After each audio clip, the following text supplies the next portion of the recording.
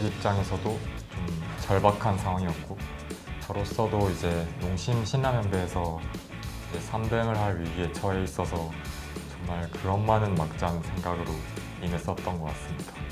세계 초일류 기사들이 포진되어 있는 농심배에서 이제 6연승을 한다는 거는 저로서도 상상을 사실 잘 못하고 있었는데요.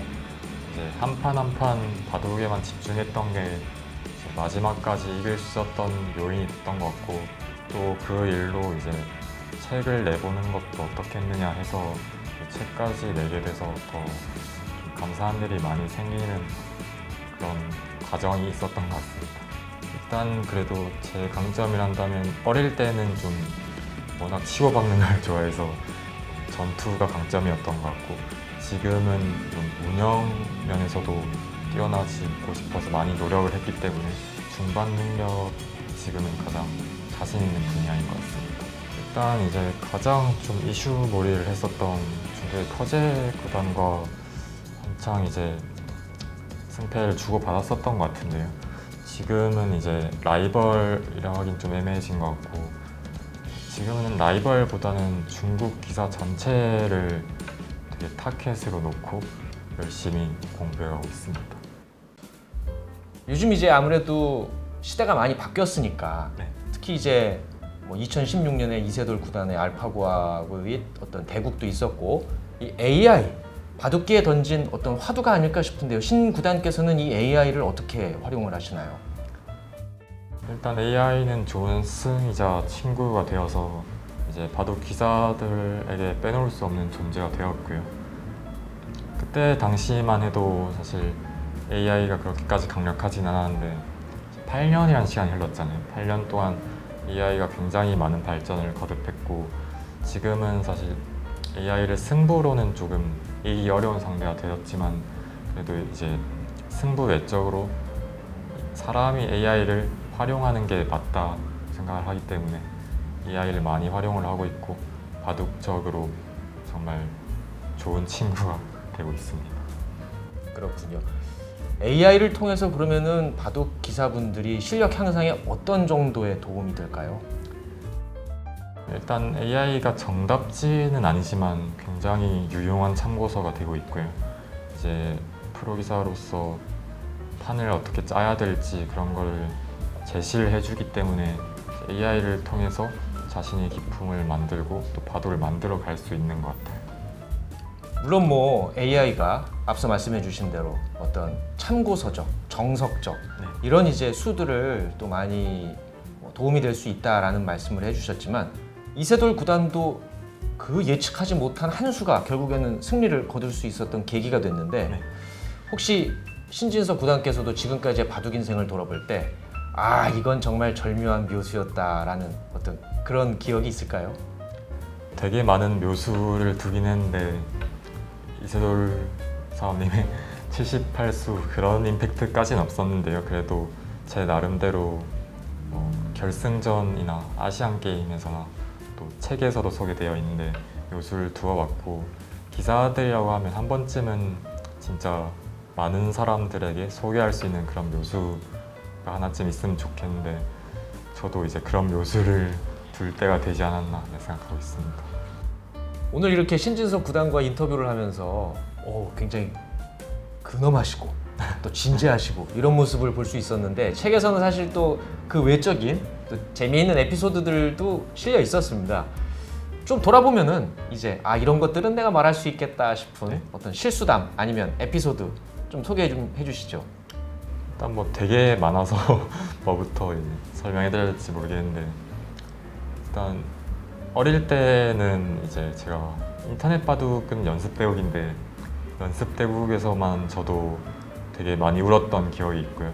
또 연습 대국이 인터넷이다 보니까 접속이 끊긴다든지 아니면 뭐 시간패를 한다든지 그런 경우가 되게 많아요. 근데 사실 내용적으로 이겼으면 그런 예기치 못한 상황으로 진다고 해도 전혀 문제가 될 게 아닌데 그런 패배만 당해도 되게 억울했던 기억이 있고요. 또 나중에 크고 나서 도장에 왔을 때도 이제 되게 사람이 너무 좋아서 한 번도 화내는 걸 본 적이 없는 사원님께서 제 대국 매너를 보시고 한번 크게 뭐라고 하셨던 그런 기억도 있고요. 하지만 이제 그런 기억들이 쌓여서 지금의 제가 있는 것 같고, 또 승부욕이 워낙 컸기 때문에 그런 사건까지 있었지 않나 생각하고 있습니다. 더 재미있는 에피소드들은 책에 또 많이 실려 있으니까 책을 통해서 확인을 해보시면 좋을 것 같습니다. 자, 이렇게 바둑을 쭉 걸어오시면서 내가 참 바둑의 길로 들어오기를 정말 잘했다 싶을 때도 있으실 것 같고요. 네. 또 이 바둑에 들어오고 나서 너무 힘들다 하는 그런 부분들도 분명히 있으실 것 같아요. 지금은 저는 그래도 잘 하고 있기 때문에 그런 생각을 하는 것 같고요. 뭐 예를 들어서 제가 잠이 좀 많은 편인데 이제 수능생들은 특히 그렇고 회사원만 하더라도 굉장히 바쁘게 보내야 되잖아요. 하루를 항상 매일같이 바쁘게 보내야 되는데, 바둑 기사들은 이제 시합 날 말고는 그래도 어느 정도는 자유롭기 때문에 그런 면에서는 되게 이제 바둑 기사 하길 잘했다 그런 생각을 하고 나는데, 이제 반대로 시합에서 지고 나면 진짜 일반인들이 생각할 수 없을 정도로, 상상할 수 없을 정도로 큰 아픔을 자주 겪기 때문에 그런 부분에 있어서는 또 바둑 기사가 안 좋은 부분은 있지만, 그래도 그런 것 또한 이겨내야 되는 게 숙명이지 않을까 싶습니다. 저희처럼 이제 매일 출근하는 사람들은 매일 어떤 아침 일어나거나 또 저녁에 퇴근하거나 이럴 때 늘 비슷비슷하게 삶을 살아오지만, 정말 승부의 세계 앞에서 모든 것을 다 던져야 하는 프로 기사로서의 삶, 글쎄요, 뭐 저희가 그 어떤 긴장감, 압박 이런 것들은 감히 상상을 해볼 수 없기 때문에 참 뭐 좀 어려운 점들이 분명히 있으시겠다 하는 그런 생각이 좀 존재하는 것 같습니다. 드는데요. 말씀해주신 대로 뭐 아침에 일어나시는 부분 설명하셨으니까, 보통 대국을 두실 때 또 대국을 두지 않으실 때 하루 일과를 어떻게 보내세요? 일단 아침에 일어나서 이제 부모님이 해주신 밥을 먹고 국가대표가 있거든요. 바둑도 국가대표실에 나가서 공부를 하고 대국을 할 때도 있고요. 저녁까지 공부를 한 다음에 저녁을 먹고 집에 돌아와서, 사실 이렇게 보면 또 회사원이랑 큰 차이는 없는 것 같아요. 그런 일상이 반복되는 것 같고요. 시합이 없을 때 바둑 기사들이 놀 수 있다면 정말 신의 직업이지 않을까 싶은데, 시합이 없을 때도 이제 시합을 준비하는 기간이 있기 때문에 바둑 기사들도 이제 대체로는 하루 일과가 대부분 바둑으로 채워져 있고, 이제 짬짬이 남는 시간에 뭐 휴식 시간, 자기 자유 시간을 가지고 있는 것 같습니다. 그러면 혹시 뭐 드라마라든지 영화라든지 뭐 이런 어떤 콘텐츠들도 보시고 뭐 그런 부분이 있을까요? 근데 이제 저녁 시간에는 그래도 좀 여유로워서 그런 것들 볼 시간이 좀 있고요. 또 그게 아니면 이동하는 시간이 많거든요. 이동하는 시간에 비행기를 타거나 아니면 시합장으로 가는 시간에 잠깐 이제 드라마나 영화를 보는 편이고, 뭐 그 정도만 해도 사실 감사한 것 같아요. 최근 이제 바둑을 소재로 한 뭐 그런 콘텐츠들도 사실 나왔잖아요. 네. 보셨어요 혹시?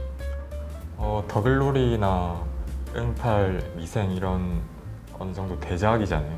그런 대작을 내주시면 바둑 소재가 들어가 있다는 것만 해도 되게 바둑인으로서 되게 좋죠. 네. 보기도 있고요. 또 네. 그러면 만약에 뭐 신의 한 수라든지 이런 작품들은 직접 거기서 대국을 하잖아요. 네네. 그러면 프로 기사님들이 하시는 어떤 그런 대국과 보실 때 어떤 걸 좀 느끼셨을까요? 이제 진짜 영화나 드라마마다 다 다른데, 진짜 프로 기사처럼 포즈를 하시는 배우분들도 있고 약간은 어색한데라고 생각이 드는 배우분들도 계신데, 진짜 단기간에 이렇게 프로 기사처럼 포즈를 해주시는 배우분들은 진짜 감사한 것 같아요. 제가 보기에 그래도 이게 20년, 30년 동안 이걸 하다 보니까 진짜 제가 자연스럽게 포즈를 취할 수 있는데, 진짜 단기간에 그렇게 하시는 걸 보면 되게 많이 노력을 하셨겠구나 싶기도 하고 그런 게 보이게 되는 것 같아요. 대국을 앞두시고는 혹시 어떤 루틴이라든지 아니면은 반대로 이제 이런 것들은 하지 않는다라는 어떤 뭐 징크스 이런 것들이 혹시 있으실까요? 예전에는 따뜻한 차만 마시면 바둑을 좀 그르치는 경우가 많았어서 차를 이제 대국할 땐 절대 안 마시곤 했었는데요. 지금은 이제 좀 그런 징크스를 많이 깬 것 같고, 그래도 이제 바둑 기사들도 이제 패배할 때 입었던 옷이라든지 아니면 뭐 질 때 먹었던 음식이라든지 이런 건 조금은 피하게 되는 것 같아요. 아무래도 나도 모르게 뭔가 꺼려지는 그런 게 있는 것 같아요. 근데 제가 또 하나 놀랐던 거는 그 책 속에 언급이 돼 있던데 비행기를 잘 못 하신다고요? 비행기를 잘 못한다기보다도 좀 비행기를 타고 나면 컨디션이 좀 안 좋아지는 게 있는 것 같아요. 그럼 이제 해외 경기가 있을 때 이럴 때는 어떻게 그러면 그런 부분들을 해결하실까요? 예전에는 중국이나 일본 가면 바로 다음 날에 시합이 있었거든요. 근데 이제는 좀 여유를 두고 하루 전에 가서 이제 휴식을 취하고 나면 그래도 비행기를 탔던 그런 좀 안 좋았던 컨디션이 돌아오기 때문에 하루 먼저 가는 방향으로 해서 컨디션 조절을 하고 있습니다. 신진서 구단께서는 어디 북미나 이런 데로 만약에 경기를 하러 가시면 컨디션 조절이 좀 상당히 어려우실 수 있겠다라는 네, 그래서 그런 걱정이 좀 드네요. 그분들이 축구 선수나 야구 선수를 대단한 점인 것 같아요. 비행기를 타시면 어떤 점이 그렇게 불편하세요? 일단 예전엔 제가 이어폰을 자주 꽂고 있어가지고 비행기에서도 항상 거의 이륙해서 착륙할 때까지 계속 꽂고 있었는데 귀가 계속 안 좋아지더라고요. 그런 부분 승무원들만큼은 아닐지라도 그래도 비행기를 많이 타는 입장으로서 그런 부분들이 가장 좀 지금도 귀가 약간 안 좋거든요. 네.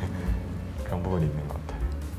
그래요. 또 우리 이제 보는 사람들 입장에서는 굉장히 재미있고 또 즐겁게 볼 수 있지만 실제 그 대국에 나서야 되는 기사들의 입장에서는 정말 하나하나 어떤 루틴 또 징크스 이런 부분들까지도 고려하면서 준비를 하셔야 되는 그런 부분들을 만약에 여러분들께서도 이 책을 통해서 또 보시게 된다면 아실 수 있을 것 같다는 생각을 하게 됩니다. 우리가 뭐 올스타전이라든지 아니면 뭐 여러 가지 이제 번외 경기에서는 좀 룰을 바꾸기도 하고 뭐 그렇게 하잖아요. 네. 근데 만약에 바둑에 좀 이런 요소가 있다면 흥미를 좀 더할 수 있겠다라고 개인적으로 혹시 생각하시는 룰이 있으세요? 19줄이잖아요, 바둑이. 기본적으로는 그 19줄을 좀 바꿀 수 있을 것 같고요. 뭐 예를 들어서 21줄로 가면 너무 딥해질 것 같지만 13줄이라든지 9줄로 바꿀 수 있을 것 같고, 또 그 속에 좀 카드 같은 걸 뽑는다든지 해서 바둑을 좀 보드게임 형식으로 카드를 뽑아서 2번을 둔다든지 또 바꿀 수도 있을 것 같고 여러 가지 있을 것 같아요. 근데 이거는 또 이세돌 사원님이 보드게임도 내셨는데 저보다는 다른 뭐 바둑계 종사자분들이 더 잘 아시지 않을까 하는 생각하고 있습니다. 네. 실제 또 그런 경기들이 펼쳐지면 또 팬들의 관심도 상당히 커질 수 있기 때문에 제가 한번 질문을 드려봤습니다. 네, 맞습니다. 네, 오늘 신진서 구단과 함께 저희가 짧지만 또 다양한 여러 가지 이야기들을 나눠봤는데요. 오늘 못다한 이야기는 여러분들께서 이 책을 통해서 직접 확인해 보실 수 있기를 바라겠습니다. 자, 세계 최강의 우리 신진서 구단, 앞으로 한국 바둑이 세계 최강의 자리를 끝까지 계속 유지할 수 있도록 저희도 모두 응원을 보내면서 이 시간 마무리하겠습니다. 신 구단님 오늘 함께 해주셔서 감사합니다. 네, 감사합니다.